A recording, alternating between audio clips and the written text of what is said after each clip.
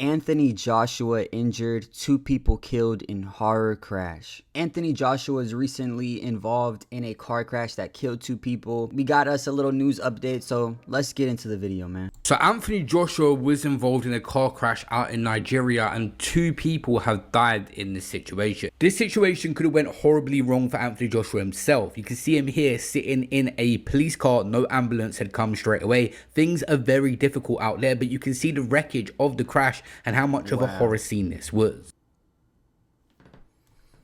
So this is the car, and I believe, based off what I've seen so far, I believe Anthony's car hit a car that was actually, you know, at a standstill. I hear that the roads just kind of are a little dangerous over there, but Anthony Joshua was behind the driver, and I believe that's why, you know, he kind of got away with minor injuries. As far as I can tell, as far as I know, they were minor injuries. But let's continue. Thankfully, Anthony Joshua himself, who was involved in the accident, didn't actually sustain even a major injury. Anthony Joshua is, of course, going to make the headlines here because everyone knows who he is. Thankfully, he survived this. Thank God. But there was 2 people that didn't manage to. The road accident reportedly killed 2 people in Nigeria, and he sustained just minor injury. It was described as a horror crash where 2 other occupants in the same car as Anthony Joshua, bear in mind, were reportedly killed. This could have been a matter of where he was sitting in the car and whether he survived or not. Straight after, there was footage of different angles, and the main one, Anthony Joshua just limping out, but they're described as minor injuries right now, that he's not suffering from anything that could possibly ruin his career or be life-changing.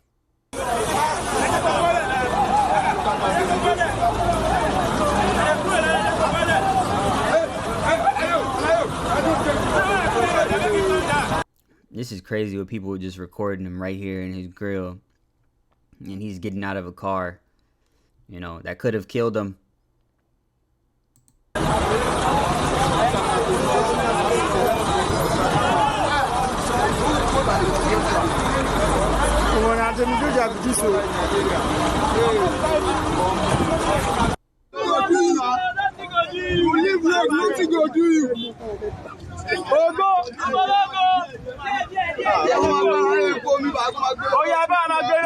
I've never gone to Nigeria myself, but I know Anthony Joshua is from there and travels back to that country a lot, and obviously numerous people gather around the cars that he's in, making it difficult to commute around, and the roads have always been described in Nigeria as unsafe anyway. So add that into a celebrity being in the car at the height of the Jake Paul fight and people trying to get a picture or a moment with him, made for something bad to happen here. No Nigerian road is safe for traveling anymore. Either you are in the east, you are in the north, you are in the north central, southeast to south to southwest to anywhere you are, no Nigerian road is safe to travel from one state to another anymore. Now look at this picture. That is Kogi State. People cannot proceed on their journey. You see how they stop? Because why? Bandits are on the road attacking other people, and that is the reason why you see them there. Anthony Joshua has been there enough times now to know the roads ain't really safe out there. There's actually a viral clip that's kind of bizarre of him pulling back a woman as a car was approaching. Like, Anthony Joshua knows it's a little bit dodgy, the roads out there. In any country like this, there is risk. Right now, it's very early stages. The story just dropped as I'm making the video. I'll give you updates on more how this collision happened, where it happened, and why this crash even happened. If it was to do with some sort of Nigerian paparazzi or just fans, something must have happened other than just driving at ridiculous speeds. Yeah, this is insane.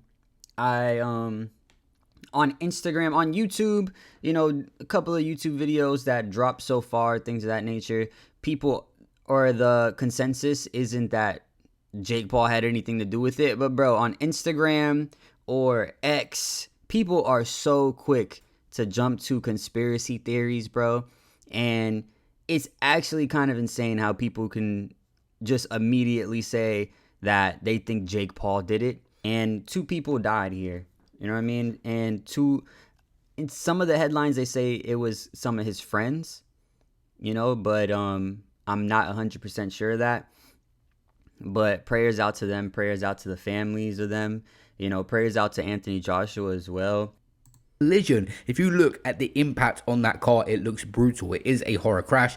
And as I'm making this, actually more details are coming out, and it said Joshua was traveling in a 2-vehicle convoy consisting of a Lexus SUV and another SUV. The Lexus collided with a stationary truck. 2 people were confirmed dead at the scene. Joshua was seated in a back seat behind the driver and sustained minor injuries. A video circulating online shows him shirtless amid the wreckage, surrounded by shattered glass and visibly shaken. An eyewitness who assisted the rescue effort said the passenger beside the driver and Joshua just died on the spot. An investigation right now is ongoing. He was in Nigeria on a holiday visiting his heritage just hours before the crash. He posted on an Instagram story playing table tennis shirtless. Apparently where they crashed is one of the busiest but deadliest highways. Stationary trucks and broken down vehicles without warning markers are a common hazard. No official statement has been made by Joshua's camp, and a message from the fans and fellow athletes have flooded on social media.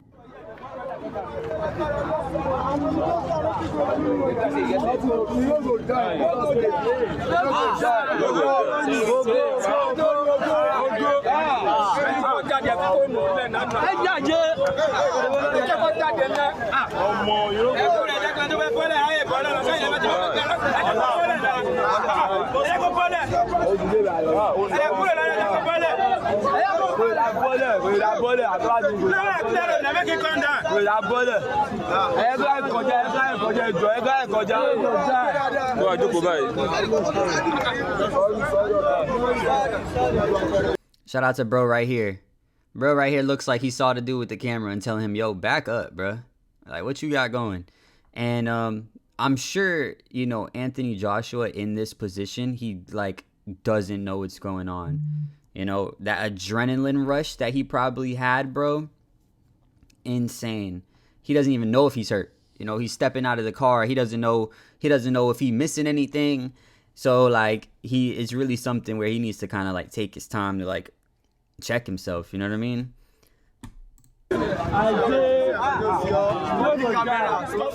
I see people in the comments talking about that's the Tyson Fury fight, that's not going to happen now. He could have died in this situation. People died in front of him. This is a mentally disturbing situation, if anything. Although there's minor injuries, thank God for that. But people have just died in this situation. Have some respect. People are talking about boxing and boxing fights. We don't know a lot of the circumstances. Like Anthony Joshua was obviously with people in Nigeria. Is it people that was with him? Was it people just getting him around the country that he doesn't know that passed away?